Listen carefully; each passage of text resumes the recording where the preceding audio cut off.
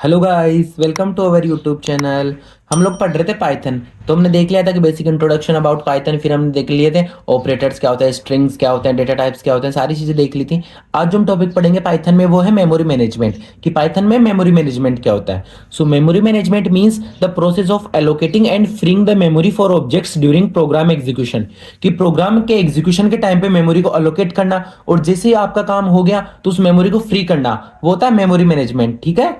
सो इन other languages जैसे C C plus plus, programmers must manually manage the memory, कि अपने को खुद को मेमोरी को मैनेज करना पड़ता था। बट इन पाइथन, पाइथन में क्या होता है, मेमोरी मैनेजमेंट इज ऑटोमेटिक, क्योंकि ऑटोमेटिकली मेमोरी मैनेजमेंट का काम हो रहा है। So Python automatically handles the memory, Python automatically memory को हैंडल करता है का यूज करके दो चीजों का।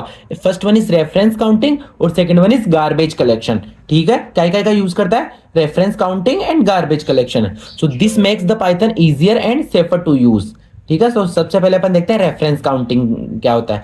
सो मेमोरी मैनेजमेंट में रेफरेंस काउंटिंग क्या होता है कि every object in Python has a reference count, कि जितने भी ऑब्जेक्ट है सबका कुछ रेफरेंस काउंट होता है। So it means how many variables are pointing to the same object, कि एक ऑब्जेक्ट है उसको कितने वेरिएबल्स पॉइंट कर रहे हैं, जैसे 5 10, जैसे 10 ऑब्जेक्ट उसको पॉइंट कर रहे हैं वो एक ऑब्जेक्ट को, तो 10 उसका रेफरेंस काउंट हो गया। ठीक है। सो जैसे a equals to 10 and b equals to a, so 10 को रेफरेंस काउंट ऑफ ऑब्जेक्ट 10 कितने हो गए, 2 हो गए, क्योंकि ए बी इसको रेफरेंस कर रहा है, बी भी 10 को रेफरेंस कर रहा है, तो ये हो गई उसकी reference counting.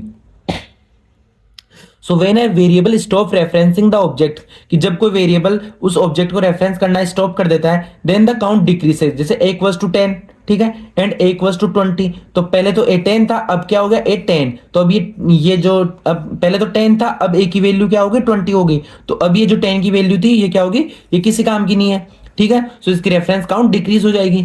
So now the object 10 has no reference, so Python remove it from the memory. So अब इसका कोई रेफरेंस काउंट नहीं है, मींस ये यूज में नहीं है, तो रेफरेंस काउंट क्या करेगा, उसको मेमोरी से रिमूव कर देगा।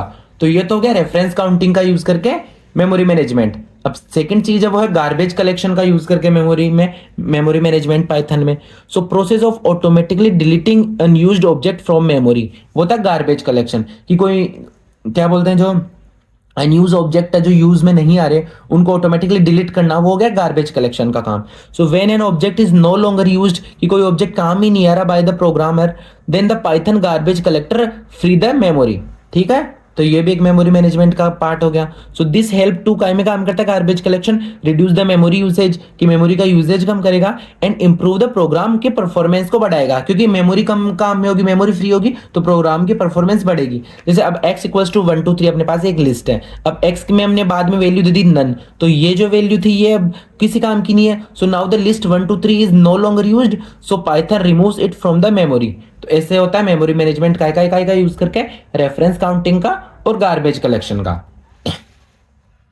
अब अपन देखते हैं advantage of Python memory management, कि पाइथन में हम जो मेमोरी मैनेजमेंट कर रहे हैं उसके advantage. So first one is automatic memory allocation, कि मेमोरी का ऑटोमेटिकली एलोकेशन हो जाता है, रिड्यूस द प्रोग्रामिंग एरर्स वगैरह रिड्यूस होंगे, प्रिवेंट द मेमोरी लीक्स, ठीक है, and improve the program efficiency, program की एफिशिएंसी को बढ़ाएगा और फालतू में मेमोरी भरी नहीं रहेगी। तो ये हो गया मेमोरी मैनेजमेंट के एडवांटेज।